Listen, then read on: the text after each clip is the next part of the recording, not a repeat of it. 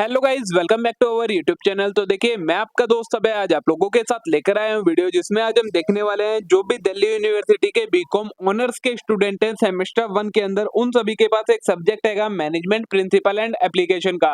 तो ये वीडियो होने वाली है उन सभी स्टूडेंट के लिए जिसके अंदर मैं आपको इस सब्जेक्ट की सारी यूनिट्स को कवर करवाने वाला हूँ। एक एक करके आपको चैनल पर वीडियोस मिलने वाली है, जिसमें आपकी पांचों की पांचों यूनिट इस सब्जेक्ट की कवर करवाई जाएंगी। जिन नोट्स में से मैं आपको ये चीज़ें कवर करवाने वाला हूँ, वो सारे पेड नोट्स हैं। अगर आपको वो नोट्स चाहिए तो आप उन्हें परचेज़ कर सकते हैं। 159 रुपीज़ में आपको पाँचों यूनिट्स के नोट्स अवेलेबल मिल जाएँगे। तो चलिए अब बिना देर किए शुरू करेंगे हम अपनी आज की वीडियो और देखेंगे इन सारी चीज़ों को काफ़ी डिटेल में। लेकिन अगर आपने अभी तक चैनल को सब्सक्राइब ना करा हो तो चैनल को ज़रूर सब्सक्राइब कर लें, वीडियो को लाइक करना ना भूलें, अपने सभी दोस्तों के साथ शेयर करना ना भूलें। तो देखिए, आज की वीडियो है वीडियो का part number 2 of unit number 1, जिसके अंदर हमें मैनेजरियल फंक्शन और इससे आगे का कंसेप्ट देखना है। Managerial function refers to the task and responsibility that manager perform to achieve organization goal effectively and efficiently. Managerial function क्या होते हैं? ऐसे टास्क और रिस्पांसिबिलिटी जो कि मैनेजर परफॉर्म करता है ऑर्गेनाइजेशन के गोल को इफेक्टिवली और एफिशिएंटली तरीके से अचीव करने के लिए। These functions are typically categorized into four key areas which are originally identified by Henry Fayol and have since become widely accepted as fundamental to the role of manager in an organization। जो ये functions होते हैं उन्हें हम चार category में divide करते हैं और हेनरी फ्योल ने ये चारों टाइप के स्टार्टिंग में आइडेंटिफाई करे थे, फिर वाइडली इन्हें फंडामेंटल फंक्शंस मान लिया गया है सभी ऑर्गेनाइजेशन के लिए। पहला फंक्शन आता है हमारा planning. Planning involve setting objective and determining the action necessary to achieve them. Planning का मतलब क्या होता है? ऑब्जेक्टिव सेट करना और उस सेट किए हुए ऑब्जेक्टिव को अचीव करने के लिए क्या क्या एक्शन हम परफॉर्म कर सकते हैं वो डिटरमाइन करना। It is a process of deciding in advance what need to be done, how it will be done and when it will be done. इसका ये एक प्रोसेस है जिसके अंदर हम ये डिसाइड करते हैं कि क्या करना है, कब करना है और कैसे करना है, and who will do it, और इसे कौन करेगा। की एस्पेक्ट्स ऑफ प्लानिंग। प्लानिंग के की फीचर्स क्या क्या हैं? सेटिंग गोल, तो stabilizing specific and measurable objective that guide organizational activity. Specific और मेजरेबल ऑब्जेक्टिव को स्टेबलाइज करना जो कि ऑर्गेनाइजेशन की एक्टिविटी को गाइड करेंगे। Developing strategies, formulating plan and strategy to achieve the goal. Set goal को अचीव करने के लिए प्लान और स्ट्रेटेजी फॉर्मुलेट करना। Budgeting, allocating resources required to implement plan. Plan को इम्प्लीमेंट करने के लिए जो जो रिसोर्सेज लगेंगे वो रिसोर्सेज एलोकेट करना। और forecasting, predicting future trend and condition to anticipate challenge and opportunities. Future trend को प्रिडिक्ट करना, जिससे कंडीशंस को प्रिडिक्ट करना जिससे क्या हो सके, जो भी चैलेंज या अपॉर्चुनिटीज है उन्हें एंटिसिपेट कर सके। सेकंड फंक्शन आता है organizing. Organizing is the process of arranging resources and task in a structured way to achieve organizational objective. Organization के ऑब्जेक्टिव को अचीव करने के लिए जो भी रिसोर्सेज है उन्हें अरेंज करना, टास्क को स्ट्रक्चर्ड तरीके से अरेंज करना, वो चीज कहलाती है ऑर्गेनाइजिंग। इसके अंदर आपकी क्या क्या चीजें आ जाती हैं? स्टेबलाइजिंग स्ट्रक्चर, मतलब designing the organizational structure and hierarchy that outline reporting relationship roles and responsibilities. पहला स्टेप आता है ऑर्गेनाइजिंग में, क्या आता है आपका? ऑर्गेनाइजेशन के अंदर एक स्ट्रक्चर क्रिएट करना है, एक हायरार्की क्रिएट करना है, जिससे जो रिलेशनशिप है, रिपोर्टिंग रिलेशनशिप है, वो स्टेबलाइज हो जाए, रोल्स और रिस्पॉन्सिबिलिटीज क्लियर हो जाए सभी को। फिर एलोकेटिंग रिसोर्सेज, तो assigning task, responsibility and resources effectively.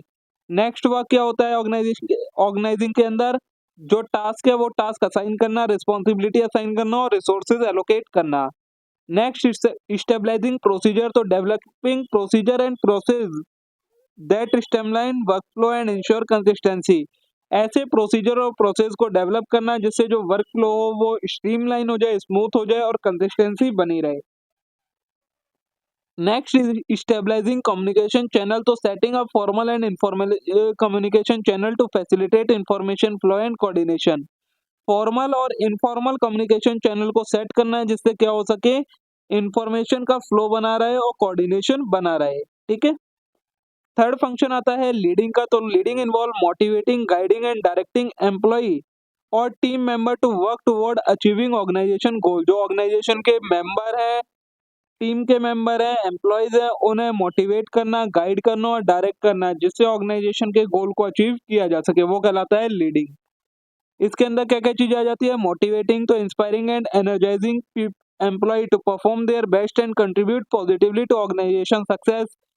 जो एम्प्लॉय हैं उन्हें इंस्पायर करना, एनर्जाइज करना कि वो अपना बेस्ट परफॉर्म करे, जिससे ऑर्गेनाइजेशन के सक्सेस में वो पॉजिटिव कंट्रीब्यूशन कर सके। नेक्स्ट आता है कम्युनिकेटिंग तो providing clear direction, instruction and feedback to employ. Employees को क्लियर डायरेक्शन प्रोवाइड करवाना, इंस्ट्रक्शन प्रोवाइड करवाना और एम्प्लॉय से करेक्ट फीडबैक लेना। नेक्स्ट फंक्शन इसके अंदर आता है आपका मैनेजिंग चेंजेस तो guiding employ through period of change and helping them to adapt new change. Employees को गाइड करना, चेंजेस के टाइम पर गाइड करना और उन्हें नए चेंजेस को अडेप्ट करवाने में हेल्प करना, ये भी लीडिंग का वर्क है। And resolving conflict, addressing conflict and issues that arise among employ और टीम। एम्प्लॉय और टीम के बीच में जो भी कॉन्फ्लिक्ट अराइज हो, उन कॉन्फ्लिक्ट को एड्रेस करना लीडिंग के अंदर आपका आता है। नेक्स्ट फंक्शन आता है हमारा कंट्रोलिंग का तो controlling is the process of monitoring progress, measuring performance against stabilize goals and making necessary adjustment to ensure objectives are achieved. Controlling क्या है, ये एक प्रोसेस है जिसके अंदर प्रोग्रेस को मॉनिटर करा जाता है, परफॉर्मेंस को स्टेबलाइज गोल के अगेंस्ट मेजर करा जाता है, जो भी नेसेसरी चेंजेस की जरूरत होती है वो चेंजेस करे जाते हैं और जिससे ऑर्गेनाइजेशन का जो ऑब्जेक्टिव है वो अचीव किया जा सके। ठीक है, कंट्रोलिंग के अंदर आपकी क्या क्या चीजें आ जाती हैं, सेटिंग स्टैंडर्ड तो stabilizing performance standard and benchmark against which actual performance to be evaluated. पहली चीज क्या आती है कंट्रोलिंग के अंदर, आपको एक स्टैंडर्ड सेट करना होता है जिसके अगेंस्ट जो आपकी एक्चुअल परफॉर्मेंस होने वाली है आप उसे मेजर करेंगे। फिर आता है मेजरिंग परफॉर्मेंस तो monitoring and measuring actual performance to assess progress toward goal. जो एक्चुअल में परफॉर्मेंस हो रही है उसे मॉनिटर और मेजर करना जिससे ये पता लगा जा सके कि गोल्स कितने अचीव हो रहे हैं। फिर कंपेयरिंग एंड एनालाइजिंग तो comparing actual performance with standard and analyzing deviation. Actual performance को कंपेयर करना स्टैंडर्ड के साथ और जो भी उसमें डिफरेंस है एक्चुअल परफॉर्मेंस और स्टैंडर्ड परफॉर्मेंस में उसे एनालाइज करना। नेक्स्ट आता है टेकिंग करेक्टिव एक्शन तो implement corrective action when necessary to address deviation and ensure goals are meet. जब डिफरेंस पता लग जाए तो उस डिफरेंस को खत्म करने के लिए, डेविएशन को खत्म करने के लिए करेक्टिव एक्शंस को इम्प्लीमेंट करना है जिससे गोल्स को मीट आउट किया जा सके। ठीक है, ये आपके कंट्रोलिंग के अंदर आ जाते हैं। तो ये होते हैं आपके चारों तरीके के managerial function, planning, controlling, leading and organizing. ठीक है, नेक्स्ट आता है इंपॉर्टेंस ऑफ मैनेजरल फंक्शन की। जो ये मैनेजरल फंक्शन होते हैं इनकी इंपॉर्टेंस क्या है, सबसे पहले एफिशिएंसी तो help in utilizing resources in best possible manner. जो मैनेजरल फंक्शन है उनकी मदद से जो रिसोर्सेज हैं वो अच्छे तरीके से यूटिलाइज हो पाते हैं बेस्ट पॉसिबल मैनर के अंदर। नेक्स्ट आता है गोल अटेनमेंट तो add in achieving organisation goal. जो मैनेजरल फंक्शन है वो आपको गोल्स को अचीव करने में हेल्प करता है। नेक्स्ट आता है एडेप्टेबिलिटी तो facilitate adjusting to changing environment. Environment में जो भी चेंजेस हो रहे होते हैं उन्हें अडेप्ट करने में हेल्प करते हैं मैनेजरल फंक्शन। मोटिवेशन तो encourage individual to work in best possible way. जो इंडिविजुअल्स वर्क कर रहे होते हैं उन्हें एनकरेज करने में हेल्प करते हैं जिससे वो बेस्ट पॉसिबल वे के अंदर काम करें। ठीक है, नेक्स्ट आता है हमारा मैनेजरल रोल। जो मिंटसबर्ग ने मैनेजरल रोल्स के बारे में बताया है वो रोल तो Henry Mintzberg renowned management scholar identified 10 managerial role that manager typically perform within an organisation. जो हेनरी मिंटसबर्ग थे उन्होंने कुछ रोल्स के बारे में बताया है जो एक ऑर्गेनाइजेशन के अंदर मैनेजर जो होता है वो जो जो काम परफॉर्म करता है वो आपके आ जाते हैं सारे मैनेजरल रोल में। These roles are divided into three category based on nature of their activity। इन रोल्स को हमने तीन कैटेगरी के अंदर डिवाइड कर रखा है उनके वर्क के नेचर के बेसिस पर। ठीक है, पहले आते हैं हमारे इंटरपर्सनल रोल। तो इंटरपर्सनल रोल में आपका क्या क्या वर्क आ जाता है, फिगर हेड तो manager act as symbolic leader and represent their organization in ceremonial and social group. जो मैनेजर होता है वो एक तरीके से रिप्रेजेंटेटिव होता है ऑर्गेनाइजेशन का किसी भी सेरेमनी या सोशल रोल के अंदर। सेकंड वर्क आता है मैनेजर का लीडर तो manager motivate mentor and develop their subordinate. जो मैनेजर होता है वो अपने जो सबऑर्डिनेट्स होते हैं उन्हें मोटिवेट करता है, मेंटर करता है, उन्हें डेवलप करता है। They provide guidance and direction, create a positive work environment and inspire commitment for their team. अपने से सबऑर्डिनेट्स जो हैं, अपने जो सबऑर्डिनेट्स हैं उन्हें गाइडेंस डायरेक्शन प्रोवाइड करवाना, पॉजिटिव वर्क एनवायरनमेंट को क्रिएट करना और कमिटमेंट को इंस्पायर करना इनका काम होता है। लाइजन तो manager maintain communication network both inside and outside the organization. जो मैनेजर होते हैं वो कम्युनिकेशन नेटवर्क बनाने में हेल्प करते हैं ऑर्गेनाइजेशन के अंदर और बाहर। They develop relationship with stake holder, supplier, customer and other external party. ये जो स्टेक होल्डर होते हैं, सप्लायर होते हैं, कस्टमर होते हैं और जो भी एक्सटर्नल पार्टीज होती हैं, उनके साथ एक रिलेशनशिप स्टेबलाइज करते हैं। तो ये 3 तो हो गए interpersonal role of manager. Next आता है इंफॉर्मेशनल रोल। इंफॉर्मेशनल रोल में मैनेजर का क्या-क्या काम होता है? तो पहला आता है मॉनिटर। तो manager actively seek information about internal and external environment. Manager क्या करते हैं, जो एक्सटर्नल और इंटरनल एनवायरनमेंट है उसके बारे में इंफॉर्मेशन ढूंढते हैं। They scan the environment for change, trend and opportunity that may affect the organisation. वो एनवायरनमेंट को स्कैन करते हैं जिससे जो भी चेंजेस आ रहे हैं, ट्रेंड्स आ रहे हैं, अपॉर्चुनिटीज आ रही हैं, वो ऑर्गेनाइजेशन को अफेक्ट किस तरीके से कर सकती हैं, ये फाइंड आउट करते हैं। नेक्स्ट आता है डिसमिनेटर। तो manager share information from both internal and external sources with their subordinate and others in the organization. जो मैनेजर्स होते हैं वो अपने सबऑर्डिनेट्स के साथ इंटरनल और एक्सटर्नल सोर्सेज दोनों की इंफॉर्मेशन को शेयर करते हैं। दे ensure that relevant information reaches the right people at the right time. और क्या इंश्योर करते हैं कि जो जरूरी इंफॉर्मेशन है वो राइट लोगों तक, राइट पीपल तक राइट टाइम पर पहुंच जाए। नेक्स्ट आता है स्पोक स्पीकर। तो manager represent the organization to external stake holder. जो मैनेजर होते हैं वो ऑर्गेनाइजेशन को एक्सटर्नल स्टेक होल्डर के सामने रिप्रेजेंट करते हैं। They communicate organizational policy, decision and achievement to the public. और जो भी ऑर्गेनाइजेशन के पॉलिसीज होती हैं, डिसीजन होते हैं, अचीवमेंट्स होती हैं, उन्हें पब्लिक के साथ कम्युनिकेट करते हैं। मीडिया, गवर्नमेंट एजेंसीज और दूसरी ऑर्गेनाइजेशन के साथ कम्युनिकेट करते हैं। ठीक है। थर्ड आते हैं डिसीजनल रोल। डिसीजनल रोल के अंदर पहला आता है एंटरप्रेन्योर। तो manager initiate and oversee new projects and innovation within the organization. जो मैनेजमेंट होते हैं वो न्यू प्रोजेक्ट्स को इनिशिएट करते हैं, ऑर्गेनाइजेशन के अंदर इनोवेशन लाते हैं। They search for opportunity, take calculated risk and promote organisational change and development. वो अपॉर्चुनिटीज को आइडेंटिफाई करते हैं, कैलकुलेटेड रिस्क लेते हैं और ऑर्गेनाइजेशन के अंदर चेंजेस को प्रमोट करते हैं, डेवलपमेंट लाते हैं। नेक्स्ट आता है डिस्टरबेंस हैंडलर। तो manager respond to unexpected event and crisis that disturb the organization operation. जो मैनेजर होते हैं वो अनएक्सपेक्टेड इवेंट और क्राइसिस के साथ रिस्पॉन्ड ठीक तरीके से रिस्पॉन्ड करते हैं जिससे ऑर्गेनाइजेशन के जो ऑपरेशन है वो डिसरप्ट ना हो। They make decision quickly and effectively. जो इससे रिलेटेड डिसीजन होते हैं उन्हें क्विकली और इफेक्टिवली तरीके से लेते हैं जिससे इशू को जल्दी से जल्दी रिजॉल्व किया जा सके और जो इसका नेगेटिव इम्पैक्ट है उसे कम से कम किया जा सके।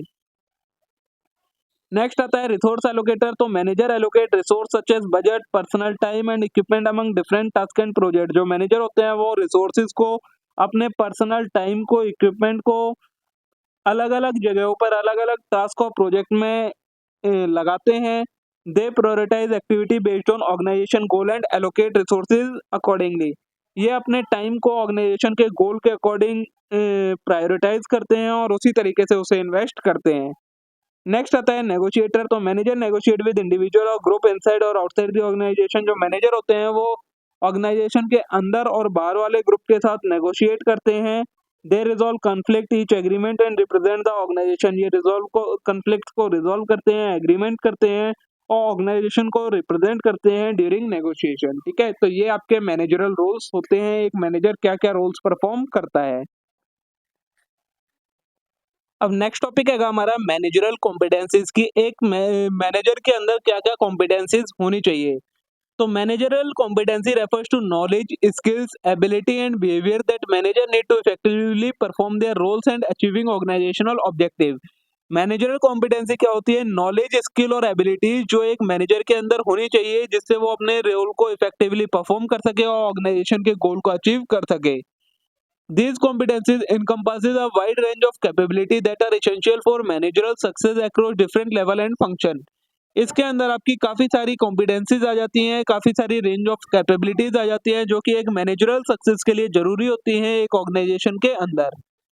कौन कौन सी कॉम्पिटेंसीज होती हैं? सबसे पहले लीडरशिप आ जाती है। लीडरशिप के अंदर आपकी विजनरीली लीडरशिप होनी चाहिए, मतलब setting a compelling vision and inspiring other to work toward it. एक विजन क्रिएट करना और दूसरों को कंपेल करना जिससे वो उसको अचीव करने में काम कर सके। नेक्स्ट आता है टीम लीडरशिप। तो building and guiding team to achieve goal. एक टीम को बनाना, उसे गाइड करना जिससे वो गोल्स को अचीव करे। फिर आता है मोटिवेटिंग अदर, तो energizing and encouraging team member to perform their best, team के मेंबर्स को एनर्जाइज करना, इनकरेज करना कि वो अपना बेस्ट परफॉर्म करें। नेक्स्ट आता है डिसीजन मेकिंग, तो making timely and effective decision based on analysis and judgement, analysis और जजमेंट के बेसिस पर टाइम पर सही और इफेक्टिव डिसीजन ले पाना। कॉन्फ्लिक्ट रिजोल्यूशन, तो addressing conflict constructively and foster a positive work environment, conflict को एड्रेस करना और एक पॉजिटिव वर्क एनवायरनमेंट को प्रमोट करना, ये लीडरशिप क्वालिटीज के अंदर आ जाता है एक मैनेजर की। और कौन सी कैपेबिलिटीज, कम्युनिकेशन से रिलेटेड कैपेबिलिटीज होनी चाहिए इसमें आपका इफेक्टिव कम्युनिकेशन, तो clearly conveying information idea and instruction to other, दूसरों को जो भी इंफॉर्मेशन है, आइडिया है या इंस्ट्रक्शन है वो क्लियरली बता पाना। एक्टिव लिसनिंग, तो paying attention to other view point and understanding their perspective, दूसरों के व्यू पॉइंट को समझना, अटेंशन देना और उसे समझना, उनके पर्सपेक्टिव को समझना। इंटरपर्सनल स्किल्स में तो building rapport, stabilising relationship and managing interaction effectively, rapport build करना, रिलेशनशिप स्टेबलाइज करना और इंटरेक्शन को मैनेज करना इफेक्टिवली तरीके से ही। नेगोशिएशन, तो resolving difference and reaching agreement with stake holder के साथ जो किसी भी तरीके का अगर कोई डिफरेंस हो उसे रिजॉल्व करना और एक एग्रीमेंट पर पहुंचना, नेगोशिएट करना, ये भी एक कैपेबिलिटीज में आ जाता है मैनेजर की, ठीक है। फिर आता है प्लानिंग एंड स्ट्रेटेजी से रिलेटेड कैपेबिलिटी, तो स्ट्रेटेजिक थिंकिंग होनी चाहिए, मतलब analysing situation, anticipate trend and planning for future, situation को एनालाइज कर पाए, ट्रेंड को एंटिसिपेट कर पाए और फ्यूचर के लिए प्लानिंग कर सके। गोल सेटिंग की एबिलिटी होनी चाहिए, मतलब stabilizing clear objective and developing actionable plan to achieve them, clearly objective को स्टेबलाइज कर सके और ऐसे प्लान्स बना सके जिनसे उन गोल्स को अचीव किया जा सके। रिसोर्स प्लानिंग, तो allocate resource efficiently to support organizational goal, resources को इफेक्टिवली और एफिशिएंटली तरीके से एलोकेट कर सके। रिस्क मैनेजमेंट, तो identify potential risk and developing strategies to mitigate them, potential risk को आइडेंटिफाई कर सके और जो उनको रिलेटेड रिस्क है उसे मिटिगेट करने के लिए स्ट्रेटेजीज डेवलप कर सके। तो ये हो जाती है आपकी प्लानिंग एंड स्ट्रेटेजी से रिलेटेड कैपेबिलिटीज। फिर आता है आपका ऑर्गेनाइजेशनल अवेयरनेस, तो understanding of organization culture, recognizing and aligning with organization value norms and dynamics, organization के वैल्यू नॉर्म्स और डायनेमिक्स हैं उन्हें रिकॉग्नाइज कर सके और उनके साथ अलाइन कर सके। पॉलिटिकल सर्वे, मतलब navigating organization politic and building positive alliance to achieve objective, organization की पॉलिटिक्स जो हो उसे नेविगेट कर सके और जो भी अलायंस वगैरह है बिल्ड कर सके जिससे क्या हो जो ऑर्गेनाइजेशन का गोल है वो अचीव किया जा सके। नेक्स्ट आता है चेंज मैनेजमेंट, तो leading and facilitating change initiative effectively, changes को लीड करना, फैसिलिटेट करना इफेक्टिवली तरीके से, ये ऑर्गेनाइजेशन अवेयरनेस में आ जाता है। फिर आता है पीपल डेवलपमेंट, तो coaching and mentoring, guiding and developing employ to enhance their skills and capabilities, जो एम्प्लॉयज वगैरह हो उन्हें गाइड करे, डेवलप करे जिससे क्या हो उनकी स्किल्स एंड कैपेबिलिटीज को एनहांस किया जा सके। फिर आता है परफॉर्मेंस मैनेजमेंट, तो setting expectations, providing feedback and evaluating performance, expectation set कर सके, फीडबैक प्रोवाइड करवा सके और परफॉर्मेंस को इवैल्यूएट भी कर सके। नेक्स्ट आता है टैलेंट मैनेजमेंट, तो attracting, retaining and developing talent to build high performance team, एक ऐसे टैलेंट को ऑर्गेनाइजेशन के अंदर अट्रैक्ट कर सके जिससे हाई परफॉर्मिंग टीम क्रिएट की जा सके, ठीक है। अब नेक्स्ट स्किल आ जाती है हमारी इमोशनल इंटेलिजेंस, तो इसके अंदर आपकी सेल्फ अवेयरनेस, तो understanding one's own strength, weakness, emotion and impact on other, ये कैपेबिलिटी होनी चाहिए कि वो दूसरे की स्ट्रेंथ को, खुद की स्ट्रेंथ को समझ सके, वीकनेस को समझ सके, इमोशंस को समझ सके और दूसरे पर उसका क्या इम्पैक्ट होगा ये समझ सके। Empathy, recognise and understanding others emotion and perspective, दूसरों के पर्सपेक्टिव को समझ सके, रिकॉग्नाइज कर सके। Self regulation, managing one's emotion and reaction in challenging situation, challenging situation के अंदर एक दूसरे के इमोशंस को मैनेज कर सके, मतलब दूसरे पर्सन के इमोशंस और रिएक्शंस को मैनेज कर सके।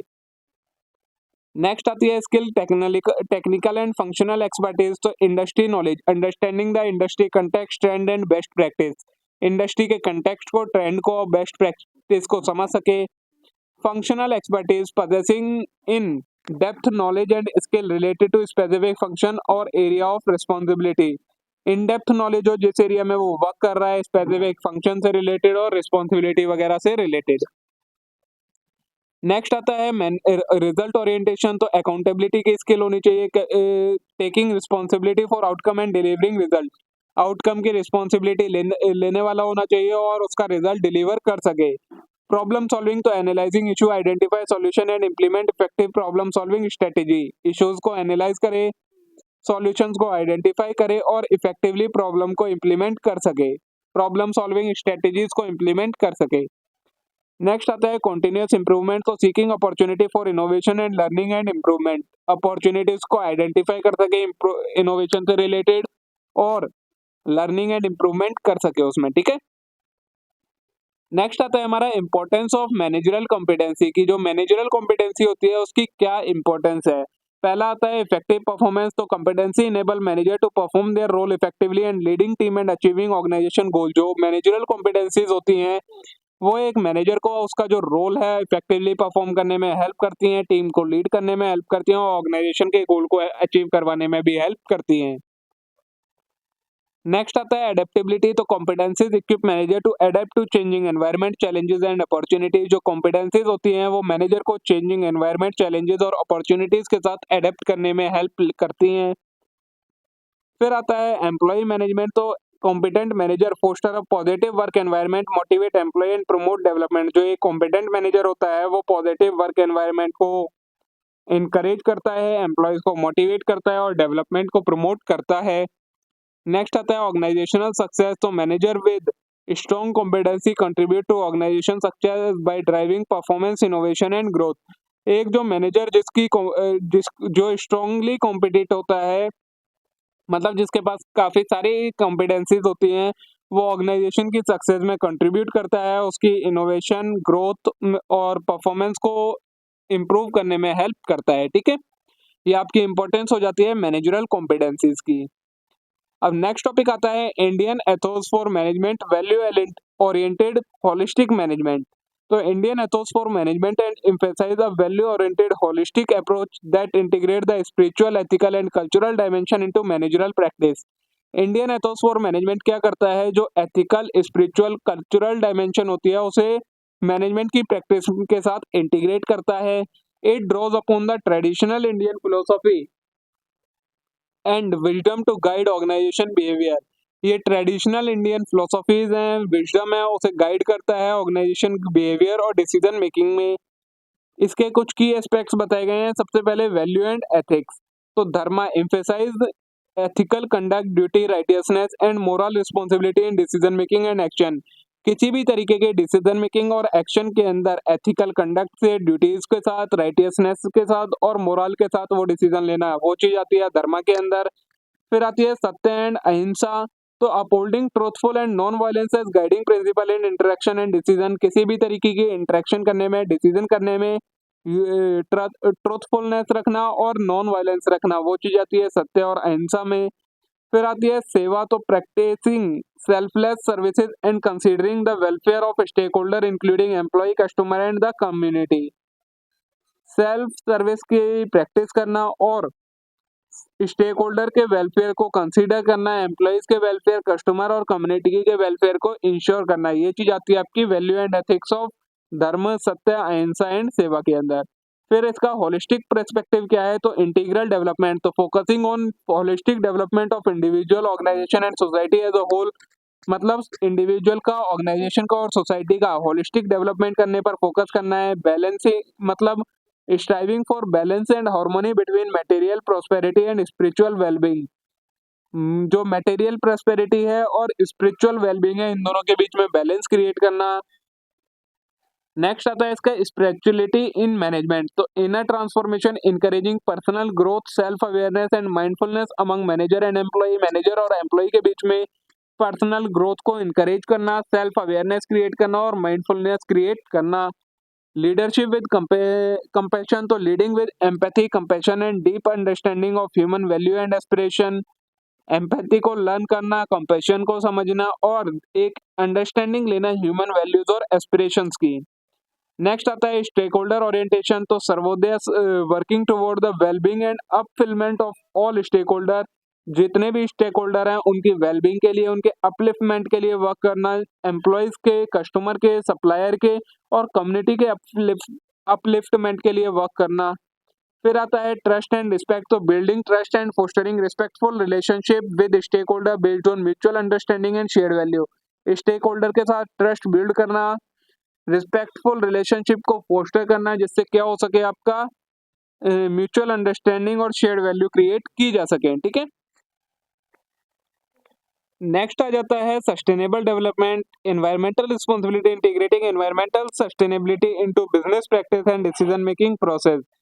और क्या कि एनवायरमेंटल सस्टेनेबिलिटी को बिजनेस प्रैक्टिस के अंदर इंटीग्रेट करना, जिससे क्या हो सके, डिसीजन मेकिंग के प्रोसेस में वो इंटीग्रेट हो सके।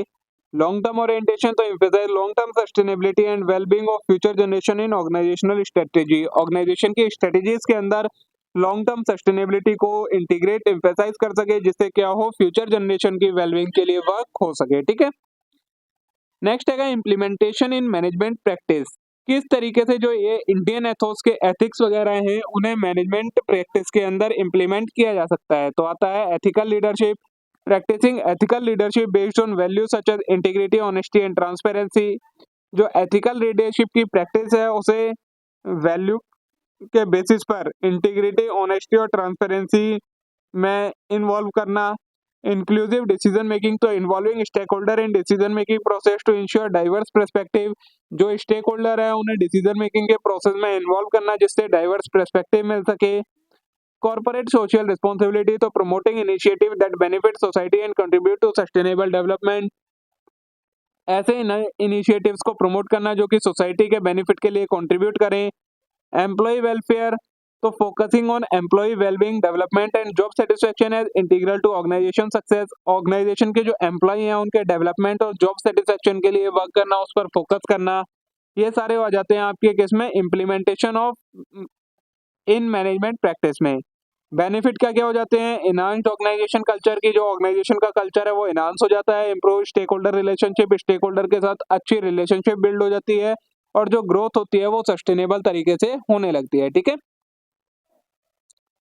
नेक्स्ट आता है learning lesson from Bhagavad Gita and Ramayana. Bhagavad Gita और रामायण से क्या क्या चीजें सीख सकते हैं। तो सबसे पहले भगवत गीता से duty and responsibility. The Gita emphasise the importance of performing work duty without attachment to the result. बिना रिजल्ट से अटैच हुए अपने काम को परफॉर्म करना भगवत गीता से सीखने को मिलता है ड्यूटीज के बारे में। This teach manager to focus on their responsibility and task diligently regardless of external outcome. ये मैनेजर को ये सिखाता है कि उसे अपनी रिस्पॉन्सिबिलिटी पर फोकस करना चाहिए, टास्क पर फोकस करना चाहिए, एक्सटर्नल आउटकम को ध्यान में रखे बिना। सेकंड आता है लीडरशिप एंड डिसीजन मेकिंग। तो lord Krishna guidance to Arjun on the battlefield underscore the quality of a good leader, clarity of purpose, decisiveness and ability to inspire and motivate other. ये manager को लीडरशिप एबिलिटी के बारे में बताता है कि purpose की क्लैरिटी होना, डिसिवनेस होना और ability to inspire and motivate other, दूसरों को इंस्पायर और मोटिवेट करने की एबिलिटी होना। नेक्स्ट आता है सेल्फ अवेयरनेस एंड मास्टरी। तो the Gita teaches the importance of self awareness and self mastery. This is crucial for manager in maintaining emotional balance, making sound decision and managing stress effectively. Gita और क्या बताती है, self awareness और self mastery के बारे में, जो कि मैनेजर के लिए जरूरी है इमोशनल बैलेंस क्रिएट करके रखने के लिए, साउंड डिसीजन मेकिंग में हेल्प करने के लिए और स्ट्रेस इफेक्टिवली स्ट्रेस को मैनेज करने में। नेक्स्ट आता है इक्वलिटी एंड इंक्लूसिविटी। तो the Gita promote the idea of seeing the divine essence in all being and treating everyone with respect of quality. Gita और क्या बताती है कि हमें सब दूसरों को रिस्पेक्ट और इक्वलिटी के साथ ट्रीट करना चाहिए। This foster a culture of inclusivity and fairness. इससे क्या होता है, इंक्लूसिविटी और फेयरनेस का जो कल्चर है वो फोस्टर होता है। नेक्स्ट आता है resilience एंड perseverance। तो Arjuna's initial reluctance and subsequent resolve to fulfill his duty despite challenge illustrate the importance of resilience and perseverance in overcoming obstacle and achieving goal। Arjun का जो reluctant और subsequent तरीका था किस चीज को, उसकी ड्यूटी को रिजॉल्व करने का, चैलेंजेस के होते हुए भी, वो चीज भी गीता से सीखने को मिलती है। ठीक है, नेक्स्ट आता है रामायण से क्या क्या चीजें सीखने को मिलती है। तो आइडियल लीडरशिप। तो lord Rama exemplify ideal leadership characterised by integrity, compassion, fairness and commitment of dharma. Ram का जो राज्य करने का तरीका था, इंटीग्रिटी, कंपैशन, फेयरनेस और कमिटमेंट के साथ, वो चीज सीखने को मिलती है। This serve was model for ethical leadership in management. और ये किस तरीके से सर्व करता है कि मैनेजमेंट के अंदर एथिकल लीडरशिप किस तरीके से हो सकती है, ठीक है। नेक्स्ट आता है टीम वर्क एंड कोलैबोरेशन। तो Rama's alliance with Hanuman, Sugriv and other allies demonstrate the power of teamwork. जो राम का हनुमान के साथ, सुग्रीव के साथ और दूसरे लोगों के साथ अलायंस हुआ था, जिसकी वजह से टीम वर्क की पावर का पता लगता है। ये बताता है कि किस तरीके से टीम वर्क करता है। कोलैबोरेशन और leveraging diverse strength to achieve common goal, और किस तरीके से हम कोलैबोरेशंस का और डाइवर्स स्ट्रेंथ का यूज करके कॉमन गोल को अचीव कर सकते हैं। नेक्स्ट आता है एथिकल कंडक्ट एंड ट्रस्टवर्दीनेस। तो Ramayana adherence to truth, righteousness and is commitment to fulfilness promise highlight the importance of ethical conduct and building trust among stakeholder. Ramayana में जो ट्रूथ, राइटियसनेस और जो उसमें कमिटमेंट देखने को मिलती है प्रोमिसेस को पूरा करने में, वो क्या हाईलाइट करती हैं कि किस तरीके से स्टेक होल्डर के साथ एथिकल कंडक्ट होना चाहिए और एक स्ट्रॉन्ग रिलेशनशिप बिल्ड होनी चाहिए। नेक्स्ट आता है कॉन्फ्लिक्ट रिजोल्यूशन। तो the conflict and challenge faced by Rama illustrate strategy for conflict resolution. Ram की जो कॉन्फ्लिक्ट को फेस करने की, चैलेंजेस को फेस करने का तरीका है, वो क्या बताता है कि किस तरीके से जो भी चैलेंजेस होते हैं उन्हें फेस करना चाहिए, रिजोल्व करना चाहिए, नेगोशिएट करना चाहिए और एक हार्मोनी क्रिएट करके रखनी चाहिए team and commitment, team members के बीच में और कम्युनिटीज के बीच में। नेक्स्ट आता है पर्सनल ग्रोथ एंड लर्निंग। तो character like Hanuman exemplify quality of humility, devotion and continuous learning, emphasising the importance of personal growth and development for leader and manager. जो हनुमान का कैरेक्टर है वो क्या बताता है कि क्वालिटीज क्या होती हैं, ह्यूमिलिटी से रिलेटेड, डिवोशन, कॉन्टिन्यूअस लर्निंग से रिलेटेड, जो कि पर्सनल ग्रोथ में हेल्प करती हैं और लीडर की, मैनेजर को डेवलप करने में एक दूसरे की हेल्प करती हैं, ठीक है। तो ये चीजें हैं जो हमें रामायण और गीता से सीखने को मिलती हैं, एक जो और जो हमारे मैनेजमेंट में भी हेल्प करती हैं। तो देखिए दोस्तों, यहाँ पर हमारी ये यूनिट नंबर 1 कंप्लीट हो जाती है। जितने भी इंपॉर्टेंट टॉपिक्स है, सारी चीजें मैंने आपको कवर करवा दी हैं। होप सो आप सभी के लिए वीडियो यूजफुल रही होगी। वीडियो अच्छी लगी हो वीडियो को लाइक करना ना भूलें, चैनल को जरूर सब्सक्राइब कर लेना इस टाइप के और कंटेंट के लिए। अब हम मिलते हैं नेक्स्ट वीडियो में। Thank you.